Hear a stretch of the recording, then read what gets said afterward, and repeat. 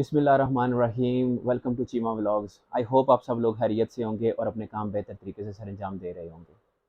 सबसे पहले I would like to take the opportunity to say thanks to all those people who subscribe my channel और जिन्होंने सब अपने दोस्तों वगैरह को शेयर किया। मैं दो बातें शुरू में कहना चाहूँगा कि जो भी मैंने फ़ीडबैक अभी तक मिला है तो मैंने उसको ज़हन में रखते हुए और जो भी मैसेजेस और कमेंट्स वगैरह आए हैं, मैंने ये डिसाइड किया है कि मैं कोशिश करूँगा कि कोई भी एक जो टॉपिक क्लियर करूँ, उसमें जो उसके की केसेस हैं उनको डिस्कस करूँ और जो टॉपिक है उससे रिलेटेड बुलेट पॉइंट्स में उसको डिस्कस करूँ, ताकि कल को आप अगर एग्ज़ाम के हवाले से अगर उसको प्रिपेयर करना चाहें तो जस्ट एक वीडियो देखने से आप इजीली अपने जो आप उस टॉपिक है उसको क्लियर कर सकें। तो आज जिस चीज़ को पहले हम लोग डिस्कस करना चाहेंगे, जो टॉपिक डिस्कस करना चाहेंगे, वो है sources of law. Sources of law जो हैं वो प्राइमरी सोर्सेज, कुछ प्राइमरी सोर्सेज ऑफ लॉ हैं और कुछ सेकेंडरी सोर्सेज ऑफ लॉ हैं। प्राइमरी सोर्सेज ऑफ लॉ में जो पहली चीज़ है वो है एक्ट्स और स्टैट्यूट्स और दूसरी है सबऑर्डिनेट लेजिस्लेशन। और जो सेकंड है इसमें अंडर कॉमन लॉ वो है केस लॉज। जो जज मेड लॉज होते हैं, जो जजेस की जो जजमेंट्स हैं, वो भी प्राइमरी सोर्सेज ऑफ लॉ हैं। और सेकेंडरी सोर्सेज ऑफ लॉ में आ जाते हैं जर्नल आर्टिकल्स आ जाते हैं। वैसे अगर किसी राइटर का कोई आर्टिकल है किसी लॉ के टॉपिक से रिलेटेड, वो भी सेकेंडरी सोर्स ऑफ लॉ है। बुक्स जितनी भी हैं वो भी सेकेंडरी सोर्सेज ऑफ लॉ में आ जाती हैं, लॉ बुक्स जो हैं। और इसके अलावा वेबसाइट्स, ऑल दीज थिंग्स, ये जो है ना सारे सेकेंडरी सोर्सेज ऑफ लॉ हैं।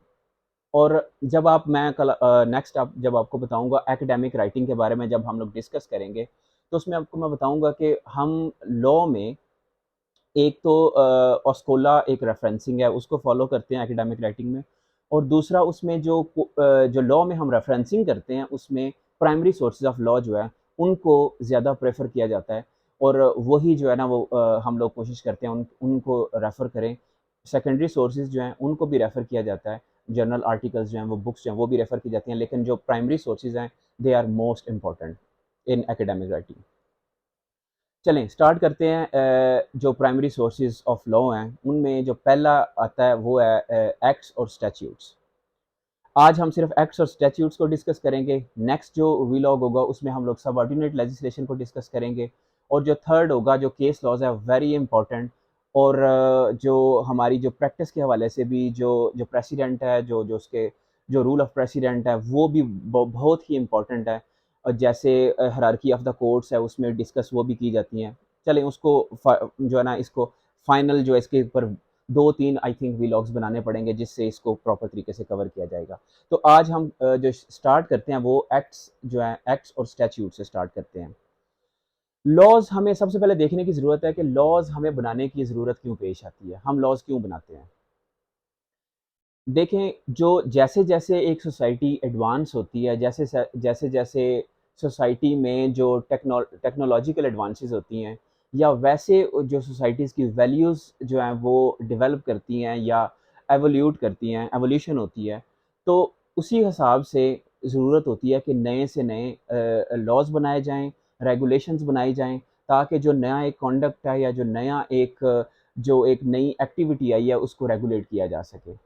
इसकी मैं एग्जांपल आपको दूंगा कि लंदन में फॉर एग्जांपल नाइफ क्राइम का जो है वो बहुत बड़ा इशू था रिसेंट टाइम्स में। तो नाइफ क्राइम्स से रिलेटेड जो है फिर उन्होंने उसको उसको लॉ बनाया। और अभी आजकल जो प्रोटेस्ट्स हो रहे हैं, जस्ट ऑयल एक जो ऑर्गेनाइजेशन है वो बहुत बड़े प्रोटेस्ट कर रही है, हाईवेज के ऊपर भी वो ब्लॉक कर देते हैं। तो अब इसको वो दोबारा कंसिडर कर रहे हैं कि जो प्रोटेस्ट्स हैं उनके ऊपर जो नई लेजिस्लेशन है, जो नए रूल्स हैं, उनके ऊपर वो इंट्रोड्यूस करवाए जाएं, ताकि लोग जो हैं वो जो बिजी जो रोड्स हैं उनको वो ब्लॉक ना कर सकें। और जो राइट ऑफ प्रोटेस्ट है उसको भी थोड़ा कर्टेल करने की कोशिश की जा रही है। अब ये इवन दो इसके ऊपर बहुत क्रिटिसाइज़ किया जा रहा है, जो वहाँ पे जब लेजिस्लेशन होती है तो काफ़ी प्रेशर ग्रुप्स होते हैं, उनसे भी डिस्कशंस ली जाती है, उनसे भी व्यूज़ लिए जाते हैं कि आपका इसके बारे में क्या ख्याल है, होना चाहिए, नहीं होना चाहिए।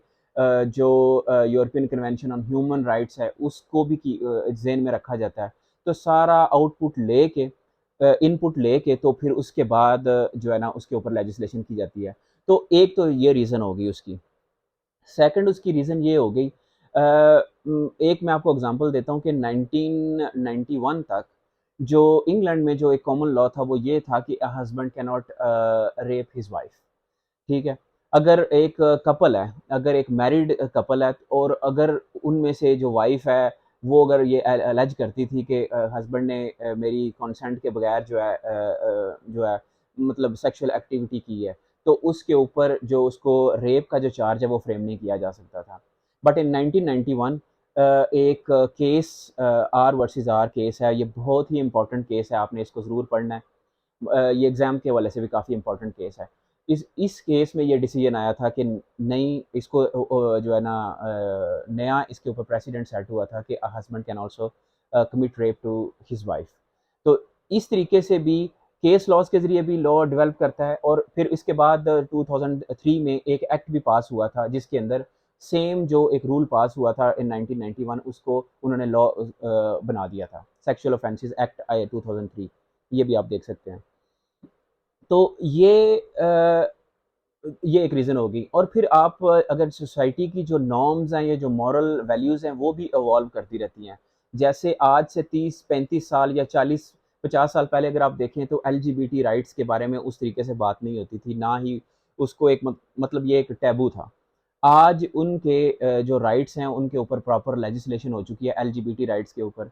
अब उनकी हर चीज़ जो है, लॉज़ जो हैं, उनके अंदर उनको सेम सेक्स मैरिजेज़ हैं, वो भी लॉ का हिस्सा बन गई हैं। ठीक है? तो इस तरीके से जैसे-जैसे लॉ जो मतलब सोसाइटी के जो नॉर्म्स हैं, जो मॉरल वैल्यूज़ हैं, जैसे वो इवॉल्व होती हैं या चेंज होती हैं, उसके हिसाब से रेगुलेशन और लॉज़ बनाने की ज़रूरत होती है। और ये भी होता है कि सम टाइम 2 आपने टर्म्स याद रखनी है, कंसोलिडेशन एंड कोडिफिकेशन। कंसोलिडेशन ये होती है कि ऑलरेडी उसके ऊपर एक्ट्स बने हुए हैं, किसी चीज़ के ऊपर एक्ट्स बने हुए हैं और आप ये करते हैं कि उन सब को कंबाइन करके एक रिफाइंड उसकी शक्ल ले आते हैं, इसे कहते हैं कंसोलिडेट करना। कंपनीज़ एक्ट जो है 2006 का, वो एक रिफाइंड फॉर्म है इसका। ये जो लॉ बना था, ये एक्ट बना था, ये as a result of consolidation था। तो ये एक इंपॉर्टेंट आपने बात याद रखनी है।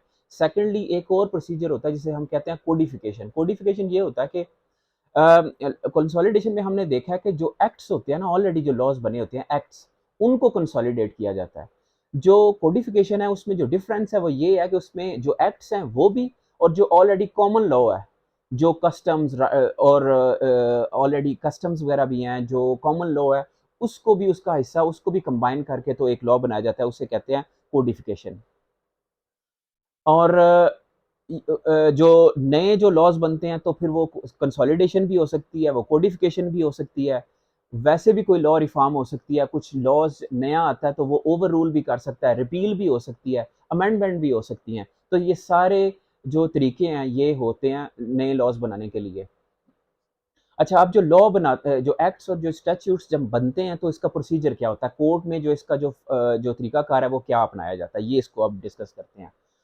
तो पहला ये है कि जब लॉ बनता है तो जो मनी बिल्स है ना, मनी बिल्स का एक उसको सेपरेट आपने रखना है और बाकी जो पब्लिक बिल्स हैं उनको आपने थोड़ा-सा उनमें थोड़ा-सा एक डिफरेंस होता है, वो आपको मैं फर्दर एक्सप्लेन करता हूँ। जब गवर्नमेंट जो है वो डिसाइड करती है कि हमने एक इश्यू के ऊपर लेजिस्लेशन करनी है, तो वो एक ड्राफ्ट बिल जो है ना, वो फ़ॉर्मूलेट करते हैं। मतलब बिल पेश करने से पहले either in house of common और इन हाउस ऑफ लॉर्ड्स, जो बिल्स हैं, जो ड्राफ्ट बिल है वो हाउस ऑफ लॉर्ड में भी इंट्रोड्यूस किया जा सकता है, वो हाउस ऑफ कॉमन्स में भी किया जा सकता है। तो फर्ज करें हाउस ऑफ कॉमन में कोई एक बिल जो है वो इंट्रोड्यूस करना है, तो उसके लिए जो सबसे पहले जो स्टेज होगी, वो उसके ऊपर एक ड्राफ्ट जो बिल है वो पेश करेंगे, एक रफ सा जो है ना उसका स्केच वो बना के वो उसको पेश करेंगे।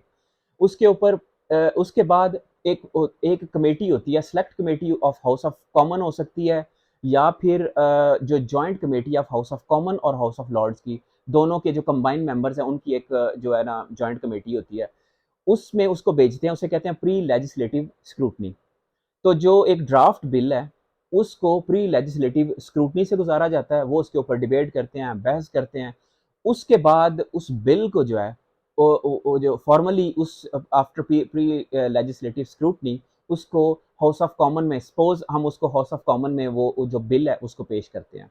बिल ये है कि सिंपल एक जो आपने जिस टॉपिक के ऊपर, जिस इश्यू के ऊपर आपने लेजिस्लेशन करनी है, वो एक पीस ऑफ पेपर, उसे बिल कहते हैं। बिल इंट्रोड्यूस हो गया हाउस ऑफ कॉमन में।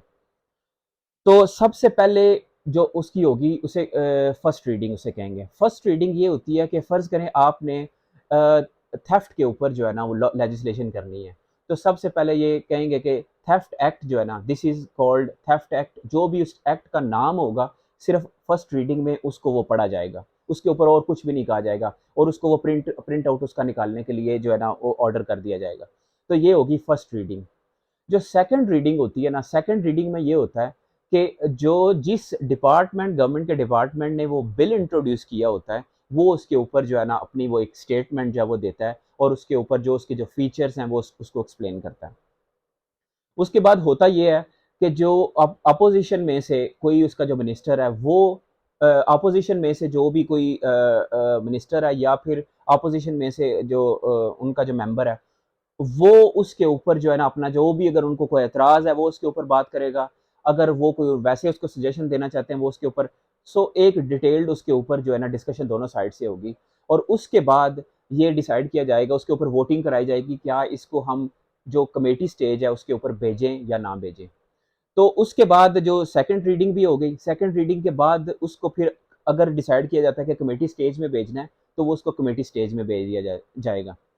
कमेटी स्टेज जो होती है ये जो है ना बहुत ही क्रिटिकल बहुत ही इंपॉर्टेंट स्टेज होती है। यहाँ इस स्टेज के ऊपर लॉ के ऊपर सारी detailed each and every clause जो है ना उसके ऊपर एक एक वर्ड के ऊपर हर एक क्लॉज के ऊपर डिटेल्ड डिस्कशन होती है। कुछ जो भी उसमें चीज़ें निकालने वाली हैं वो निकाली जाती हैं, जो उसमें डालने वाली चीज़ें हैं वो डाली जाती हैं और इसी कमेटी स्टेज के ऊपर जो उसका चेयरमैन होता है कमेटी का वो जो किसी की अगर किसी ने उन्होंने एविडेंस लेनी है वो ले सकते हैं। किसी को अगर उन्होंने बुलाना है उसके ऊपर व्यू लेने के लिए वो भी उसको कॉल कर सकते हैं। तो ये कमेटी स्टेज के ऊपर जो है ना बहुत ज़्यादा इसके ऊपर डिस्कशन होती है। ये कह लें कि सारी एक्सरसाइज़ इसी कमेटी स्टेज के ऊपर होती है। कमेटी स्टेज के बाद जो स्टेज आती है वो उसे कहते हैं रिपोर्ट स्टेज।